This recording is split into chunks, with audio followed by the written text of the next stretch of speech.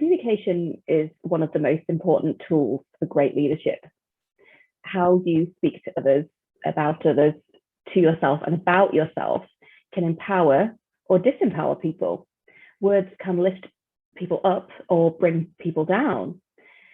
The way you communicate as a veterinary leader builds trust, it inspires confidence in your team, it impacts productivity, engagement, retention. If you communicate with the right intentions, your words will actually create your reality. So it's worth paying attention to what you're speaking into existence.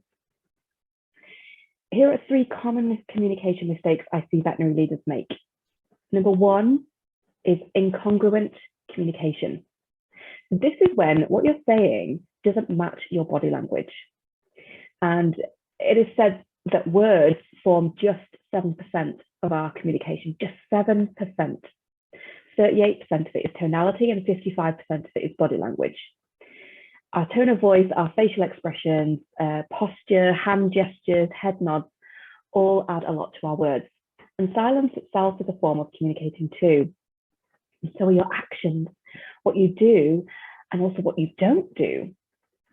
The thing is, we're never not communicating, and people reveal themselves all the time through their communication because the way we communicate is impacted by our thoughts, intentions, and beliefs. The second one is under-communicating. Now, there are a couple of reasons that leaders may under-communicate, including being busy.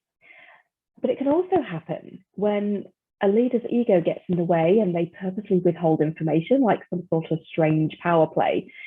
But employees just don't like being kept in the dark. It causes them to feel out of the loop, undervalued, unimportant. And the long-term impact of under-communicating is a breakdown of trust, lack of confidence in you as a leader, or any number of other less than desirable perceptions.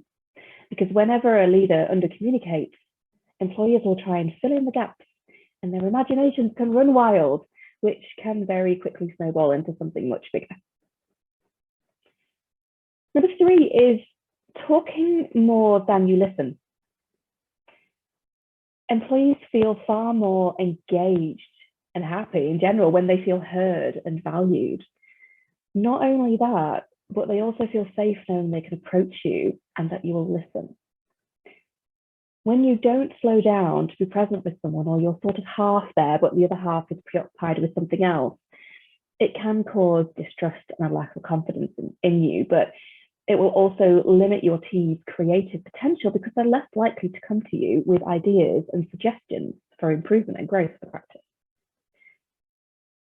Now, we're all guilty of some of these mistakes at some point in our leadership journey. And after all, we are human, but a great leader will raise their self-awareness to a level that means they can easily catch themselves demonstrating bad habits and correct them.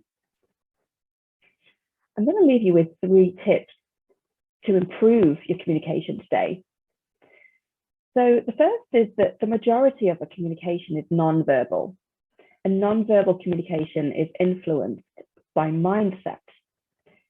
So take a moment before you enter into a conversation or a meeting to get yourself into the right frame of mind, and to tap into the right energy for the conversation you're about to have. So whether that's excitement that you need or it's confidence, so that this energy is then channeled into your verbal and non-verbal signals.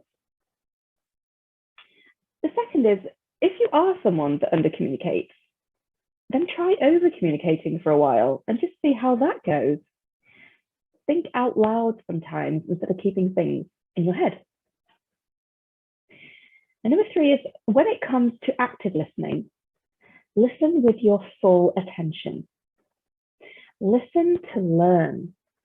Listen without interrupting, and don't rush to respond either. It's tempting to jump in when someone is speaking, especially if you're jumping in to be helpful, but it's removing the chance for someone to fully express themselves and tap into their own creative potential to solve problems. My name is Rachel. I'm the founder of Simply Veterinary Coaching, and I've been working with the veterinary profession for 9.5 years now, and I specialise in professional and personal growth coaching for leaders in the veterinary profession. I'm known for helping veterinary leaders take their self-awareness to a whole new level So when they are under the magnifying glass that leadership puts you under, nothing gets in the way of them creating a happy, inspired, productive team and a successful and highly regarded veterinary practice. The results start with you. Leaders grow first.